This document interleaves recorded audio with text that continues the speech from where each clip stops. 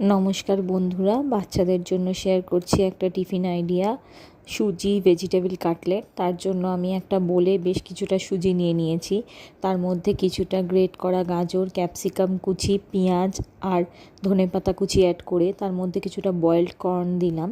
এবার আমি 2 চামচ মতন টক দই, নুন, চিনি দিয়ে ভালো করে মিক্স করে তার মধ্যে একটু গোলমরিচ গুঁড়ো অ্যাড করলাম, দিয়ে সব কিছু দিয়ে ভালো করে মিশিয়ে নিতে হবে।